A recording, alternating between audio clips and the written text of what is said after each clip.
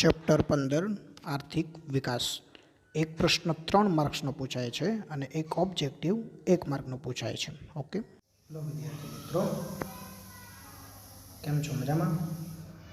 હવે આજે આપણે એક નવો વિભાગ ચાલુ કરવા જઈ રહ્યા છીએ જેનું નામ છે અર્થશાસ્ત્ર. તો મિત્રો, આજે આપણે અર્થશાસ્ત્રનું આપણું જે પહેલું ચેપ્ટર છે જેનું નામ છે આર્થિક વિકાસ અને ચેપ્ટર નંબર 15. કન્ટિન્યુ તમે ગણતરી કરો તો 15મું ચેપ્ટર થાય, પણ અર્થશાસ્ત્રની અંદર તમે જુઓ તો આપણું એ પહેલું ચેપ્ટર થાય. તો તેના વિશે આપણે ચર્ચા કરવાના છીએ. આપણે ઇતિહાસની અંદર આપણે 2 ચેપ્ટર ભણી ગયા. એક આપણે પહેલું ચેપ્ટર ભણ્યા, બરાબર, પછી બીજું ચેપ્ટર ભણ્યા. પહેલાં 2 ચેપ્ટર ઇતિહાસમાં ભણ્યા, પછી બીજો જે સંસાધનનો વિભાગ છે, બરાબર, જેને ભૂગોળ આપણે કહી શકીએ, તેમાં આપણે 8મું અને 9મું ચેપ્ટર આપણે ભણ્યા. ટોટલ આપણે 4 ચેપ્ટર ક્લિયર કર્યા, બરાબર. અને હવે 4 ચેપ્ટર ભણીને હવે તમે થોડાક 10મા ધોરણથી ટેવાઈ ગયા છો. એટલા માટે હવે આપણે 4 ચેપ્ટર ભણ્યા પછી આપણે અર્થશાસ્ત્ર ચાલુ કર્યું છે. કારણ કે ઘણા બધા બાળકોને એવું વહેમ છે કે ભાઈ ઇકોનોમિક્સ છે એ ખરેખર બહુ અઘરું છે. પણ મિત્રો, અઘરું નથી, બરાબર. તો આપણે હમણાં ભણશું એટલે તમને ખ્યાલ આવશે.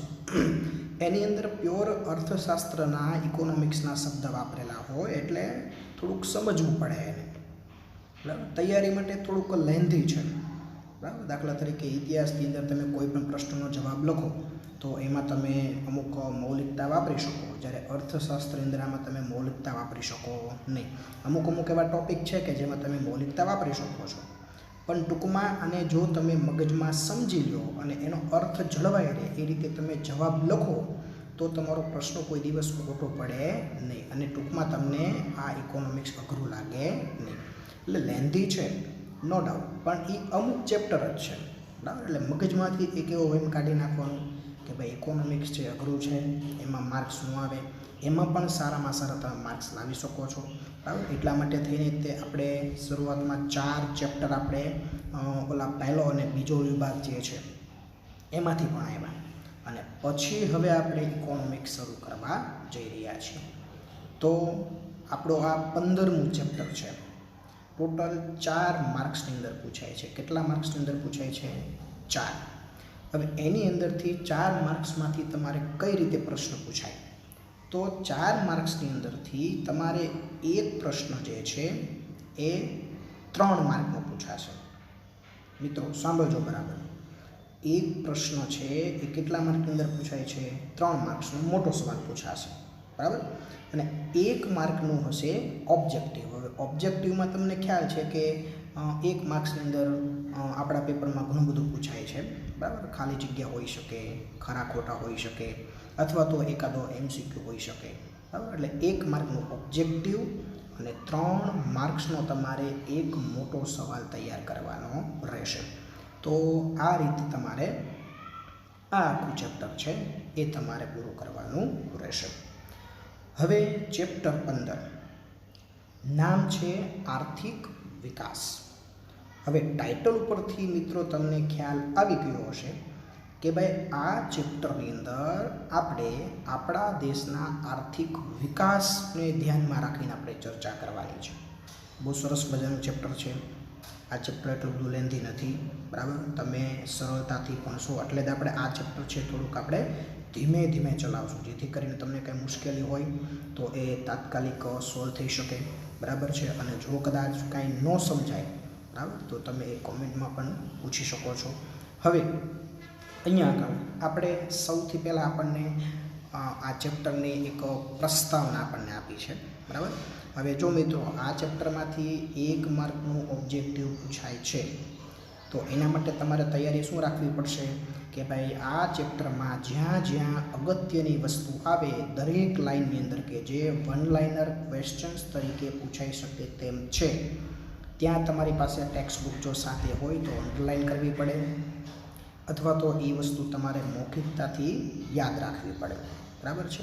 એટલે પ્રસ્તાવનામાંથી પણ તમે જોઈ શકશો કે ઘણા બધા 1 માર્કમાં પૂછી શકાય, બરાબર, તેવા પ્રશ્નો નીકળતા હશે. તો એના માટે થઈને તમારે જો શક્ય હોય ટેક્સ્ટબુક સાથે હોય તો અંડરલાઇન કરતી જવાની છે, અથવા તો મૌખિક તમારે યાદ રાખવાનું છે, અથવા તો આ લેક્ચરનું તમે જ્યારે ધારો ત્યારે આ ચેનલ ઉપરથી ગમે ત્યારે તમે રિવિઝન પણ કરી શકશો. બરાબર, માનો કે કોઈ વસ્તુ ન સમજાણી હોય, તમારે ફરીવાર સમજવી હોય તો એ રિવિઝન પણ તમે કરી શકશો. અથવા તો રિવિઝન કરતી વખતે ભવિષ્યમાં કદાચ તમારી પાસે ટેક્સ્ટબુક આવી જાય તો પણ તમે રિવિઝન કરતાં પણ અંડરલાઇન કરીને એ 1 માર્કના સવાલો તૈયાર કરી શકશો. તો હવે આપણને પ્રસ્તાવનામાં કીધું છે કે ભાઈ પ્રત્યેક વ્યક્તિની સવાર અલગ અલગ હોય છે.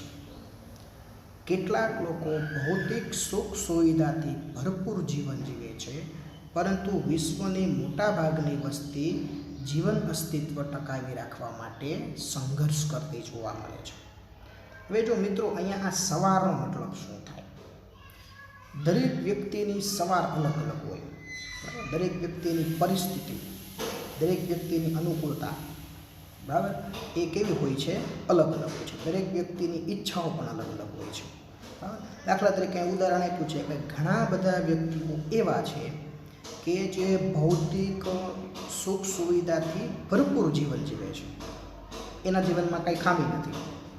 દાખલા તરીકે સારામાં સારા ઘરમાં રહે છે, સરસ મજાના દર મહિને પૈસા કમાય છે, બરાબર, પોતાના ઘરની જેટલી જેને કહેવાય ને કે ભૌતિક સુવિધાઓ છે, બધી સુવિધાઓ છે, સરસ મજાનું 4 વ્હીલ કાર છે, બરાબર, ઘરમાં બાઇક છે, કોઈ પણ ટૂંકમાં ખામી નથી.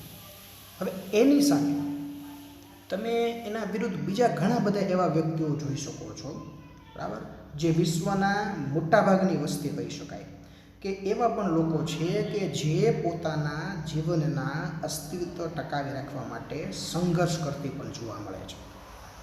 દાખલા તરીકે તમે જો કે જે લોકો ગરીબી રેખા હેઠળ જીવતા વ્યક્તિઓ છે, આપણે ઉદાહરણ લઈએ તો એ લોકોને પોતાના જીવન માટે કેટલો સંઘર્ષ કરવો પડે છે કે પોતે પોતાની જે પ્રાથમિક જરૂરિયાતો છે એ પણ એ લોકો પૂરી કરી શકતા નથી. બરાબર, પ્રાથમિક જરૂરિયાત એટલે શું એ આગળના ચેપ્ટરમાં આવશે, છતાં આપણે કહી દઈએ, બરાબર, કે આપણી 5 જરૂરિયાત એવી છે કે જેને આપણે પાયાની જરૂરિયાત ગણીએ છીએ, જેને આપણે પ્રાથમિક જરૂરિયાત ગણીએ છીએ.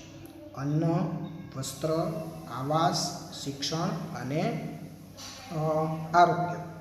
બરાબર છે, આ 5 જરૂરિયાત. સાદી ભાષામાં કહું તો રોટી, કપડાં, મકાન, શિક્ષણ અને આરોગ્ય. બરાબર, તમારે સરળ યાદ રાખવું હોય તો પિક્ચરનું નામ છે, મૂવીનું નામ છે રોટી, કપડાં ઓર મકાન, એની પરથી યાદ રાખવાનું. રોટી, કપડાં, મકાન અને 2 જરૂરિયાત એડ કરી નાખવાની, શિક્ષણ અને આરોગ્ય. રોટી એટલે કે ખોરાક, કપડાં એટલે કે વસ્ત્રો, મકાન એટલે કે આવાસ. આ 3 અને પ્લસ શિક્ષણ અને આરોગ્ય. તો ઘણા લોકો ટૂંકમાં અહીંયા આપણને એવું કહેવા માગે છે કે આ જે 5 જરૂરિયાત છે ને એના માટે પણ એ લોકોને કેટલો બધો સંઘર્ષ કરવો પડતો હોય છે. અને એની સામે ઘણા લોકો કેવા કીધા કે આ 5 જરૂરિયાત તો બહુ સારામાં સારી રીતે પૂરી કરે છે, પણ અન્ય જે ભૌતિક સુવિધાઓ છે, જેને આપણે ભોગવિલાસની વસ્તુઓ કહીએ છીએ, એનાથી ભરપૂર જીવન જીવે છે. બરાબર, એટલે પ્રત્યેક વ્યક્તિ તમે જુઓ, એની પરિસ્થિતિ તમે જુઓ તો કેવી છે, ટૂંકમાં અલગ અલગ છે. એ તમને આ મુદ્દાની અંદર સમજાવવામાં છે. મતલબ કે દરેક વ્યક્તિની આર્થિક પરિસ્થિતિ અલગ અલગ છે. અર્થશાસ્ત્રની ભાષામાં આપણે કેવું હોય તો શું કહી શકાય કે ભાઈ દરેક વ્યક્તિ, તમે દેશમાં માર્કિંગ કરો તો દરેક વ્યક્તિની આર્થિક પરિસ્થિતિ કેવી છે, અલગ અલગ છે. ઘણા આર્થિક રીતે સમૃદ્ધ છે, જે ભોગવિલાસવાળું જીવન જીવે છે, અને ઘણા બધા આર્થિક રીતે એટલા બધા નબળા છે કે પોતાની પ્રાથમિક જરૂરિયાત પણ પૂરી કરી શકતા નથી. હવે આગળ જોઈએ. આ ગરીબ તરીકે ઓળખાતા લોકો માટે ભૌતિક સુખ સુવિધા, આરામ એ કલ્પનાનો વિષય છે. તો આવી પરિસ્થિતિ કેવી રીતે ઉદ્ભવી, આ પરિસ્થિતિમાંથી બહાર કેવી રીતે નીકળવું વગેરે જેવા પ્રશ્નોનો ઉત્તર છે આર્થિક વિકાસ. બરાબર, જો મિત્રો અહીંયા આપણને શું કીધું છે કે ભાઈ ગરીબ લોકો માટે તો આરામ એટલે કલ્પનાનો વિષય કહેવાય, કારણ કે એને જો પોતાની પ્રાથમિક જરૂરિયાત માટે પૂરી કરવા માટે સતત સંઘર્ષ કરવો હોય તો એના નસીબમાં આરામ છે નહીં. જો એ આરામનું વિચારે તો પોતાની આર્થિક આવક કેવી થઈ જાય, બંધ થઈ જાય. તો પોતાની જે પ્રાથમિક જરૂરિયાત જે પૂરી કરવા માટે સંઘર્ષ કરીને પૂરી કરે છે એ પણ પૂરી ન કરી શકે. તો અહીંયા આપણને પ્રશ્ન એ કીધો છે કે ભાઈ ઘણા લોકો ભોગવિલાસવાળું જીવન જીવે છે, બરાબર, જે આરામ પણ ભોગવે છે, જે પૂરેપૂરો ભોગવિલાસ પણ ભોગવે છે અને આરામ પણ ભોગવે છે, અને ઘણા લોકો એવા છે કે જે પોતાની પ્રાથમિક જરૂરિયાત માટે પણ ઘણો બધો સંઘર્ષ કરે છે, એના નસીબમાં આરામ નથી. તો આવી પરિસ્થિતિ ઉદ્ભવી શેના કારણે? બરાબર, ઘણા બધા ભરપૂર સુખ સુવિધાથી જીવન જીવે છે, ઘણા બધા ગરીબીમાં જીવન જીવે છે, ઘણા બધા ભરપૂર આરામ કરે છે છતાં પણ સારામાં સારું જીવન જીવે છે, અને ઘણા બધા લોકો ઘણો બધો સંઘર્ષ કરે છે જેના નસીબમાં આરામ છે, કલ્પનાનો વિષય છે. તો આ બંને વચ્ચે આટલો મોટો ગેપ કેમ? આ તફાવત કેમ? આવી પરિસ્થિતિ ઉદ્ભવી શાના કારણે? તો આ પ્રશ્નનો માત્ર ને માત્ર એક જ જવાબ છે: આર્થિક વિકાસ. કોનો આર્થિક વિકાસ મિત્રો? આપણો નહીં, દેશનો આર્થિક વિકાસ. બરાબર, આ દરેકે દરેક પ્રશ્નોનો માત્ર ને માત્ર જવાબ શું છે? આર્થિક વિકાસ. આ બધી પરિસ્થિતિ કોના કારણે ઉદ્ભવે છે? કોના પર આધાર રાખે છે? તો કે જે તે દેશના આર્થિક વિકાસ પર આધાર રાખે છે. એટલે હવે આપણે સીધો મુદ્દો કયો જોશું? આર્થિક વિકાસ. તો હવે આપણે મુદ્દો જોઈએ છીએ આર્થિક વિકાસ. તો હવે જોઈએ આપણે કે આર્થિક વિકાસમાં આપણને શું કીધું છે. આજના આધુનિક યુગમાં વિશ્વનો પ્રત્યેક દેશ વિકાસ માટે પ્રયત્ન કરે છે, પરંતુ વિકાસ એ માત્ર આર્થિક જ નહીં, અનેક પાસા ધરાવતી સામાજિક પરિવર્તનની પ્રક્રિયા છે. બરાબર, જો મિત્રો, સૌથી પહેલાં શું કીધું છે? દુનિયાનો કોઈ પણ દેશ હોય, બરાબર, ગમે તેટલો આર્થિક રીતે સમૃદ્ધ હોય કે ગમે તેટલો આર્થિક રીતે નબળો હોય, દરેક દેશ વિકાસ માટે પ્રયત્ન કરે. વિકાસ થાય કે ન થાય એ પછીની બાબત છે, પણ દુનિયાનો કોઈ પણ દેશ એવો નથી કે જે વિકાસ માટે પ્રયત્ન ન કરતો હોય. ગમે તેવો આર્થિક રીતે નબળો દેશ હોય કે અમેરિકા જેવો આર્થિક રીતે સક્ષમ દેશ હોય, એ હંમેશા પોતાના દેશનો વિકાસ થાય, પોતાના નાગરિકોનો પણ વિકાસ થાય એવો પ્રયત્ન કરે છે. ટૂંકમાં આર્થિક વિકાસ માટે પ્રયત્ન કરે છે. હવે આર્થિક વિકાસ એટલે શું? તો કે આર્થિક વિકાસમાં કોઈ એક જ બાબતનો સમાવેશ થતો નથી કે ભાઈ એ બાબતમાં વિકાસ કર્યો એટલે આર્થિક વિકાસ થઈ ગયો, એવું નથી. આર્થિક વિકાસની અંદર કોઈ પણ એક જ બાબતનો સમાવેશ થતો નથી કે ભાઈ કોઈ પણ એક જ બાબતમાં વિકાસ થયો એટલે આર્થિક વિકાસ થઈ ગયો, એવું નથી. પણ આર્થિક વિકાસ છે એ ઘણા બધા પાસાઓની સંયુક્ત વિકાસની પ્રક્રિયાનું પરિણામ છે. બરાબર, મતલબ કે દેશનો આર્થિક વિકાસ ત્યારે જ થાય કે જ્યારે ઘણા બધા પાસાઓ એવા છે કે દરેક પાસાઓમાં વિકાસ શક્ય બને, ત્યારે એનું પરિણામ દેશનો આર્થિક વિકાસ થાય. અને આર્થિક વિકાસ દેશનો થાય ત્યારે સમાજમાં પરિવર્તન આવે, જેને સામાજિક પરિવર્તન કહેવાય. એટલે મેં શું કીધું છે કે ભાઈ અનેક પાસાઓના ધરાવતી સામાજિક પરિવર્તનની પ્રક્રિયા છે. મતલબ કે દેશના ઘણા બધા પાસા એવા છે કે જેમાં વિકાસ થાય, એમાં વિકાસ થાય એટલે કે આર્થિક વિકાસ થાય, અને આર્થિક વિકાસ થાય એટલે સમાજમાં શું આવે? પરિવર્તન આવે. એટલે મિત્રો, આર્થિક વિકાસ કોઈ એક જ બાબત સાથે સંકળાયેલી પ્રક્રિયા છે નહીં. બરાબર, ઘણી બધી બાબતનો એમાં સમાવેશ થાય છે. એટલે કોઈ પણ દેશને જો આર્થિક વિકાસ કરવો હોય તો કોઈ એક જ બાબતમાં વિકાસ શક્ય છે નહીં. ઘણી બધી બાબતમાં વિકાસ કરવો પડે, તો એનું પરિણામ અંતે કયો વિકાસ થાય? આર્થિક વિકાસ થાય. અને આર્થિક વિકાસ થાય એટલે આપણને શું કીધું છે ઉપર કે ભાઈ સમાજમાં શું આવે? પરિવર્તન આવે. એટલે આર્થિક વિકાસ એ સામાજિક પરિવર્તનની પ્રક્રિયા છે. મતલબ કે આર્થિક વિકાસથી સમાજમાં પરિવર્તન આવે છે. આ તો આપણને આર્થિક વિકાસની ખાલી આમ હાઇલાઇટ સમજૂતી ખાલી આપી. હવે ખરેખર ઇકોનોમિક્સની ભાષામાં આર્થિક વિકાસ એટલે શું? આર્થિક વિકાસ કરવો હોય તો આપણે કીધું ને કે ઘણા બધા પાસા એની અંદર સંકળાયેલા છે. બરાબર, એ બધા પાસામાં પરિવર્તન લાવવું પડે, બધા પાસામાં વિકાસ કરવો પડે. તો હવે આપણને સમજાવ્યું છે કે આર્થિક વિકાસ એટલે શું, એની સાથે કયા કયા પાસાઓ જોડાયેલા છે.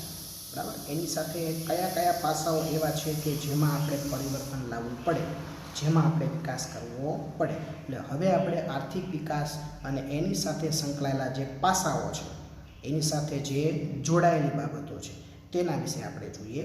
તો અહીંયા આપણને એવું કીધું છે કે ભાઈ આર્થિક વિકાસ એટલે 3 બાબતોની સાથે જોડાયેલી છે મિત્રો. કેટલી? 3. એટલે એનો મતલબ શું થાય કે જો આ 3 બાબતોમાં વિકાસ થાય તો આર્થિક વિકાસ થાય. સમજાય છે મિત્રો? આર્થિક વિકાસ સાથે કેટલી બાબતો જોડાયેલી છે?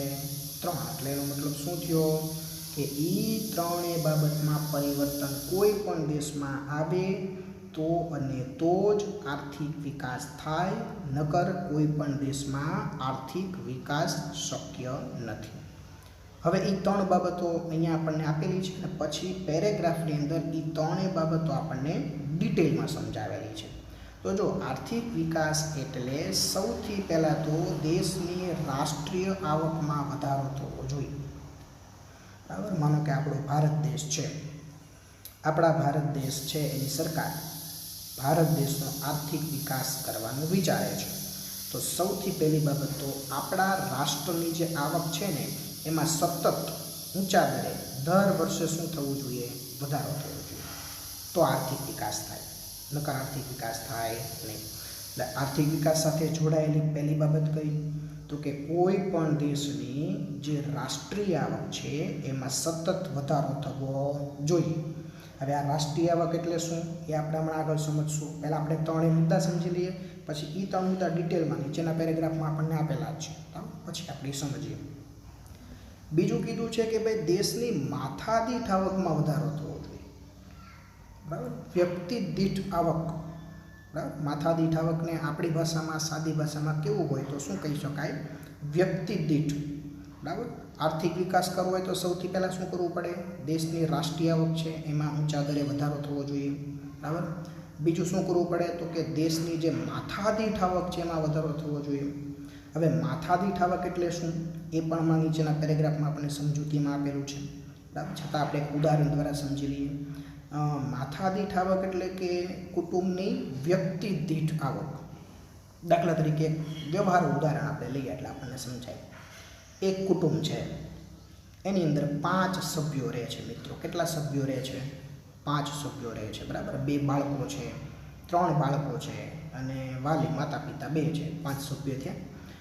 હવે એના વાલી જે છે એ બંને થઈને દર મહિને 5,000 રૂપિયા કમાય છે. કેટલા રૂપિયા કમાય છે? 5,000. તો કુટુંબની કુલ આવક કેટલી થઈ? 5,000. જેમ ઉપર આપણને કીધું ને રાષ્ટ્રની કુલ આવકમાં વધારો થવો જોઈએ, એમાં અહીંયા કુટુંબની કુલ આવક એટલી રાષ્ટ્રની કુલ આવક છે એની જેમ જ તે કુટુંબની કુલ આવક કેટલી થઈ? 5,000 રૂપિયા. એ કુટુંબની કુલ આવક છે. હવે મિત્રો એ કુટુંબની માથાદીઠ આવક તમારે કાઢવી હોય તો શું કરવું પડે? કુટુંબની જે કુલ આવક છે ને એના છેદમાં એને ભાગ્યા કુટુંબની કુલ સભ્ય સંખ્યા. કુટુંબની કુલ આવક કેટલી છે? તો કે 5,000 રૂપિયા. એના છેદમાં કુટુંબની કુલ સભ્ય સંખ્યા કેટલી છે? તો કે 5. 5,000 ભાગ્યા 5 કરો એટલે જવાબ શું આવે? 1,000. તો એ કુટુંબની માથાદીઠ આવક, વ્યક્તિ દીઠ આવક કેટલી થઈ? 1,000 રૂપિયા થઈ. એટલે એનો મિનિંગ શું થયું કે ભાઈ એ કુટુંબમાં 5 જણા રહે છે તો એક પરિવારના લોકો છે એ દર મહિને એક વ્યક્તિ પાછળ બરાબર વધારેમાં વધારે કેટલો ખર્ચો કરવા સક્ષમ છે? 1,000 રૂપિયા. બરાબર? વધારેમાં વધારે એ કુટુંબ કેટલું સદ્ધર છે? તો કે એક વ્યક્તિ પાછળ 1,000 રૂપિયાનો ખર્ચ કરવા માટે સક્ષમ છે. એની માથાદીઠ આવક કેટલી છે? તો કે 1,000 રૂપિયા છે. હવે આર્થિક વિકાસ કરવો હોય તો આ માથાદીઠ આવકમાં વધારો થવો જોઈએ. માથાદીઠ આવક ક્યારે વધે? જ્યારે કુલ આવક વધે ત્યારે. જ્યારે આખા રાષ્ટ્રની આવક વધે ને ત્યારે માથાદીઠ આવક વધે. દાખલા તરીકે કુટુંબમાં 5,000 રૂપિયા હતા, હવે એની જગ્યાએ હું એવું કરી નાખું તો એ કુટુંબની આવક 10,000 રૂપિયા થઈ ગઈ. તો તમે જો માથાદીઠ આવક સીધી 1,000માંથી કેટલી થઈ જશે? ડબલ. કેટલી થઈ જશે? 2,000. તો પહેલાં જે કુટુંબ 1,000 રૂપિયામાં જે સુખ સુવિધા ભોગવતું હતું એની કરતાં હવે બરાબર 2,000માં સુખ સુવિધા સારી ભોગવી શકશે. તો એ કુટુંબનો શું થયો? વિકાસ થયો. તો એની જેમ પહેલું રાષ્ટ્રની આવક વધવી જોઈએ. રાષ્ટ્રની આવક વધે એટલે ઓટોમેટિક બરાબર કઈ આવક વધે? તો કે બીજું માથાદીઠ આવક વધે. અને માથાદીઠ આવક વધે એટલે ત્રીજું લોકોના જીવન ધોરણમાં શું થાય? સુધારો થાય. આ બધું આ કુટુંબના ઉદાહરણ સાથે જોડાયેલું છે. પહેલાં કુટુંબની આવક 5,000 હતી તો માથાદીઠ આવક 1,000 હતી. પછી કુટુંબની આવક વધી, રાષ્ટ્રની આવક વધી, મતલબ કે કુટુંબની આવક 10,000 થઈ તો માથાદીઠ આવક 2,000 થઈ. હવે પહેલાં માથાદીઠ આવક 1,000 હતી, પછી માથાદીઠ આવક 2,000 થઈ, તો એ લોકોનું જીવન ધોરણ સુધરું હશે. બરાબર, દરેક વ્યક્તિના ભાગમાં 2,000 આવે દર મહિને, તો થોડીક સુવિધા વધારે ઉપયોગ કરતા થયા હશે, એટલે કે જીવન ધોરણમાં પણ શું થયું હશે? સુધારો. એટલે અહીંયા આપણને એવું કીધું છે કે આ 3 બાબતો છે એને સીધો સંબંધ કોની સાથે છે? તો કે આર્થિક વિકાસ સાથે. બરાબર, એટલે આર્થિક વિકાસ છે એ 3 બાબત સાથે જોડાયેલો છે. બરાબર, કોઈ પણ દેશે આર્થિક વિકાસ કરવો હોય તો સૌથી પહેલાં રાષ્ટ્રની આવકમાં વધારો, પછી માથાદીઠ આવકમાં વધારો, અને આ બંનેમાં વધારો થાય એટલે ઓટોમેટિક જ ત્રીજું લોકોના જીવન ધોરણમાં શું થાય? સુધારો થાય. લોકોના જીવન ધોરણમાં સુધારો થાય એટલે એ દેશ ધીમે ધીમે આર્થિક વિકાસ કરી રહ્યો છે એવું તમે કહી શકો. સમજાણું મિત્રો? રાષ્ટ્રની આવક વધે એટલે માથાદીઠ આવક વધે, અને માથાદીઠ આવક વધે એટલે લોકોનું જીવન ધોરણ સુધરે, અને લોકોનું જીવન ધોરણ સુધરે એટલે તમારે શું માનવાનું? કે એ દેશ ધીમે ધીમે આર્થિક રીતે વિકાસ કરી રહ્યો છે. હવે આ જે 3 બાબત આપણે સમજ્યા ને, એ જો અહીંયા પેરેગ્રાફમાં આપણને સમજાવેલી છે કે ભાઈ આ બાબત આર્થિક વિકાસ કહેવામાં આવે છે. આને એટલે કોને? જે 3 બાબત આપણે ભણ્યા તેની વાત કરી છે. જો હવે આપણને રાષ્ટ્રીય આવક એટલે સમજાયું છે. દેશની કુલ આવકને રાષ્ટ્રીય આવક કહેવામાં આવે છે. અહીંયા મિત્રો અંડરલાઈન કરજો, આ 1 માર્કનો પ્રશ્ન છે. બરાબર, રાષ્ટ્રીય આવક એટલે શું એવું તમને પૂછાય તો તમારે શું લખવાનું? દેશની કુલ આવકને રાષ્ટ્રીય આવક કહેવાય. જેમ આપણે કુટુંબની કુલ આવક કેટલી હતી? 5,000. બરાબર, તે કુટુંબની કુલ આવક કહેવાય. એમ આપણા આખા ઓવરઓલ દેશની જે ટોટલ આવક છે એને આપણે શું કહીએ છીએ? તો કે રાષ્ટ્રીય આવક કહીએ છીએ. હવે માથાદીઠ આવકનું આપણે સમજાવ્યું છે, જે આપણે કુટુંબના ઉદાહરણમાં કેમ આપણે ભાગાકાર કર્યો હતો એ જ પ્રમાણે જો દેશની જે કુલ આવક છે રાષ્ટ્રીય આવક, બરાબર, એને કુલ વસ્તી વડે ભાગવાથી માથાદીઠ આવક પ્રાપ્ત થાય છે. જેમ કુટુંબમાં કેમ કુટુંબની કુલ આવક એના છેદમાં કુટુંબની કુલ સભ્ય સંખ્યા હતી, તો એની જેમ જ તે તમારે દેશની માથાદીઠ આવક જો કાઢવી હોય તો એ કેવી રીતે કાઢી શકાય? તો કે દેશની કુલ આવક અને એના છેદમાં દેશની કુલ વસ્તી. બરાબર, દેશની કુલ આવક એના છેદમાં દેશની કુલ વસ્તી, એના બરાબર જે જવાબ આવે એ આપણા દેશની શું થાય? માથાદીઠ આવક થાય. તો મિત્રો આપણે 2 વસ્તુ સમજ્યા. બરાબર, પહેલાં આપણે સમજ્યા હતા, ફરીવાર આપણે સમજાયું ચેપ્ટરની દ્રષ્ટિએ. પહેલું રાષ્ટ્રીય આવક, તો કે ભાઈ રાષ્ટ્રની કુલ આવકને રાષ્ટ્રીય આવક કહેવામાં આવે છે. રાષ્ટ્રની કુલ આવકને રાષ્ટ્રીય આવક કહેવામાં આવે છે. બીજો મુદ્દો કયો સમજ્યા? માથાદીઠ આવક. તો કે રાષ્ટ્રની કુલ આવકને રાષ્ટ્રની કુલ વસ્તી વડે ભાગતા જે આંકડો પ્રાપ્ત થાય તેને માથાદીઠ આવક કહેવાય. એટલે ટૂંકમાં આપણી ભાષામાં કેવું હોય તો ઉપર રાષ્ટ્રની કુલ આવક એના છેદમાં નીચે રાષ્ટ્રની કુલ વસ્તી, આ ભાગાકાર કરો અને જે જવાબ આવે એ તમારી કઈ આવક થઈ? જે તે દેશની માથાદીઠ આવક થઈ. બરાબર, હવે ત્રીજો શબ્દ જોઈએ આપણે, જીવન ધોરણ એટલે કઈ? જીવન ધોરણની અંદર કઈ કઈ બાબતોનો સમાવેશ થાય? જ્યારે જીવન ધોરણમાં લોકોને પ્રાપ્ત થતી સગવડ, અનાજ, કપડાં, શિક્ષણ, આરોગ્ય, વાહન વ્યવહારની સુવિધા, રહેઠાણની સુવિધા વગેરેનો સમાવેશ થાય છે. ટૂંકમાં જો કહેવું હોય તો જીવન ધોરણ એટલે આપણી તમામે તમામ જરૂરિયાત. બરાબર, અહીંયા તો ઉદાહરણ અમુક જ આપ્યા છે, બાકી તમારા જીવનમાં તમે જે સવારથી સાંજ સુધીમાં જેટલી જરૂરિયાતો પૂરી કરો છો મિત્રો, એ બધું જીવન ધોરણમાં આવે. બરાબર, અનાજ છે, કપડાં છે, શિક્ષણ છે, આરોગ્ય છે, વાહન વ્યવહારના સાધનો છે, મનોરંજન છે. બરાબર, જેટલી તમે જરૂરિયાતો પૂરી કરો છો ને એ બધી જીવન ધોરણમાં આવે. હવે મિત્રો તમે એક સામાન્ય વસ્તુ સમજો કે રાષ્ટ્રની આવક વધે એટલે માથાદીઠ આપણી આવક વધે. બરાબર, વ્યક્તિ દીઠ આપણી આવક વધે એટલે આપણું જીવન ધોરણ કેવું થાય? સુધરે. પહેલાં કરતાં આપણે સારામાં સારી સુખ સુવિધા આપણે પૂરી કરી શકીએ. જેમ આપણે કુટુંબનું ઉદાહરણ આપ્યું હતું કે ભાઈ પહેલાં કુટુંબની આવક 5,000 હતી તો માથાદીઠ આવક 1,000 હતી, તો એક વ્યક્તિ પાછળ કેટલા રૂપિયા વાપરવાના? 1,000 રૂપિયા જ. તો એ પ્રમાણેની જરૂરિયાત હશે. પછી કુટુંબની કુલ આવક વધી એટલે કે રાષ્ટ્રીય આવક વધી. બરાબર, 10,000 થઈ તો માથાદીઠ આવક વધી. બરાબર, 2,000 થઈ તો હવે એની જરૂરિયાત કેટલા સુધીમાં પૂરી કરી શકાશે? 2,000 સુધીમાં. તો હવે થોડીક સુવિધા કેવી ભોગવી શકશે? સારી ભોગવી શકશે. એટલે મિત્રો જેમ રાષ્ટ્રની આવક વધે એટલે માથાદીઠ આવક વધે, અને માથાદીઠ આવક વધે એટલે લોકોના જીવન ધોરણમાં સુધારો થાય. મતલબ કે લોકો સારામાં સારી સુવિધા ભોગવતા થાય, અને આને જ કહેવાય રાષ્ટ્રીય આર્થિક વિકાસ.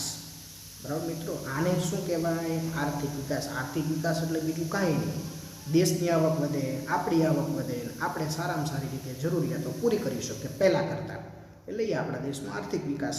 બરાબર, આર્થિક વિકાસ એટલે બીજું કાંઈ નહીં, સિમ્પલ આ જ આર્થિક વિકાસ.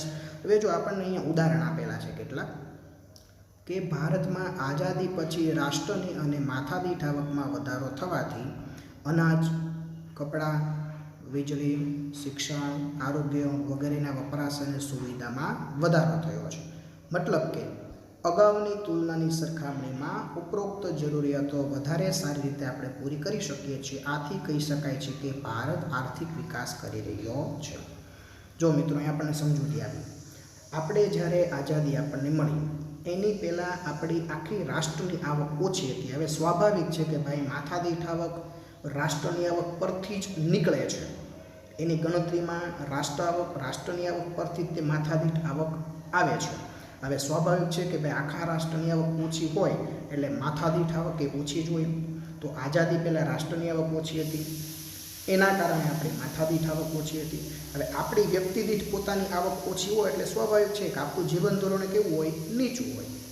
બરાબર, આપણે અગાઉની તુલનામાં વીજળી, કપડાં, ખોરાક આ બધામાં અત્યારે જે આપણે સુખ સુવિધા ભોગવી શકીએ છીએ એ આપણે ભોગવી શકતા નહોતા. પણ આઝાદી પછી આખા રાષ્ટ્રની આવક વધી, રાષ્ટ્રની આવક વધી એટલે ઓટોમેટિક જ તે માથાદીઠ આવક વધી, માથાદીઠ આવક વધી, આપણી પોતાની આવક વધી એટલે આપણે ધીમે ધીમે તમે જુઓ કે ભાઈ સુવિધા છે સારામાં સારી પૂરી કરી શકીએ. માનો કે તમારો પગાર 20,000 હોય તો તમે બાઇક લઈને જતા હોય, બરાબર, તમારું ઘર સરસ મજાનું સામાન્ય હોય. હવે 20માંથી માનો કે સીધું તમારું માથાદીઠ આવક છે, બરાબર, આખી કુટુંબની આવક 50,000 થઈ ગઈ એટલે માથાદીઠ આવક વધી જાય. હવે પગાર 50,000 થયો એટલે તમે જો પહેલાં 20,000માં જે ફેસિલિટી ભોગવતા હતા એની કરતાં તમે ફેસિલિટી કેવી ભોગવવાના છો? વધારે. તો તમારું જીવન ધોરણ ધીમે ધીમે કેવું આવ્યું? અપ આવ્યું. તો એની જેમ જ આઝાદી પહેલાં રાષ્ટ્રીય આવક અને માથાદીઠ આવક ઓછી હતી એટલે આપણું જીવન ધોરણ નીચું હતું. અમુક જરૂરિયાતો આપણે સારી રીતે પૂરી કરી શકતા ન હતા.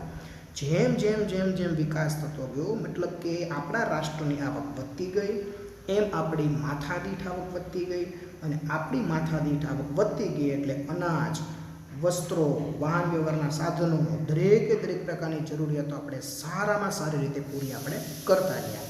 તો આને જ કહેવાય છે આર્થિક વિકાસ. એટલે જ કહી શકાય કે આઝાદી પછી ધીમે ધીમે આપણો દેશ આર્થિક રીતે વિકાસ કરી રહ્યો છે. કારણ કે આઝાદી પછી રાષ્ટ્રીય આવક વધી એટલે માથાદીઠ આવક વધી અને આપણું જીવન ધોરણ ધીમે સુધરવા લાગ્યું. મિત્રો, તમે અનુભવ જ છે, તમે જ તે વિચાર કરો કે આઝાદી મળી ત્યારે લોકો કેવી રીતે જીવતા, લોકોની પરિસ્થિતિ કેવી હતી, બરાબર, આખા રાષ્ટ્રની પરિસ્થિતિ કેવી હતી, અત્યારે આપણે કેવી રીતે જીવીએ છીએ. તો આ બધી જ ખ્યાલ આવે છે કે આપણો ભારત દેશ ધીમે ધીમે આર્થિક રીતે વિકાસ કરી રહ્યો છે. હવે જો અહીંયા આપણને એક ભારતની જે રાષ્ટ્રીય આવક છે, બરાબર, એમાં કેટલો વધારો થયો એ આંકડો આપણને અહીંયા સૂચવેલો છે. તો એ આંકડો જે છે આપણે જોવાનો પ્રયત્ન કરીએ.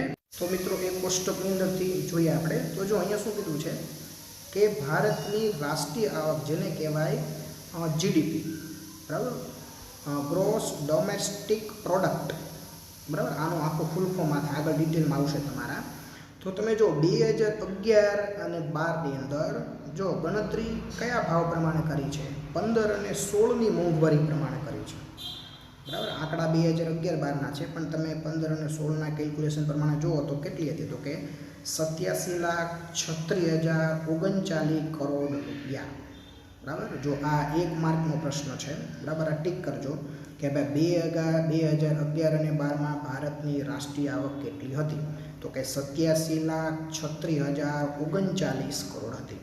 હવે 15 અને 16માં આ રાષ્ટ્રની આવક વધીને કેટલી થઈ? તો કે 1,35,67,192 કરોડ રૂપિયા. વિચાર કરો કેટલી રાષ્ટ્રની આવક વધી. હવે જો આ રાષ્ટ્રની આવક વધી એટલે માથાદીઠ આવક ઓટોમેટિક વધી જશે, કારણ કે આપણે માથાદીઠ આવકનું સૂત્ર શું છે? રાષ્ટ્રની આવક એના છેદમાં વસ્તી, બરાબર. એટલે રાષ્ટ્રની આવક વધે એટલે ઓટોમેટિક માથાદીઠ આવક વધે, અને માથાદીઠ આવક વધે એટલે લોકોના જીવન ધોરણમાં પણ શું થયું હશે? તો કે સુધારો થયો હશે, બરાબર. એટલે આ આંકડા યાદ રાખજો. 2011-12માં કેટલી હતી? તો કે 87,36,039 કરોડ રૂપિયા.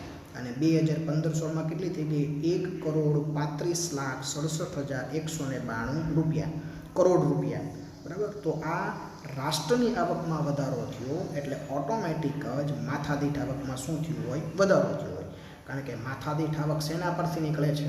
રાષ્ટ્રીય આવક ઉપરથી, બરાબર. એનું સૂત્ર જ આપણે આગળ જોયું કે ભાઈ માથાદીઠ આવક બરાબર રાષ્ટ્રની આવક એના છેદમાં રાષ્ટ્રની કુલ વસ્તી. આ સૂત્ર જ છે, બરાબર.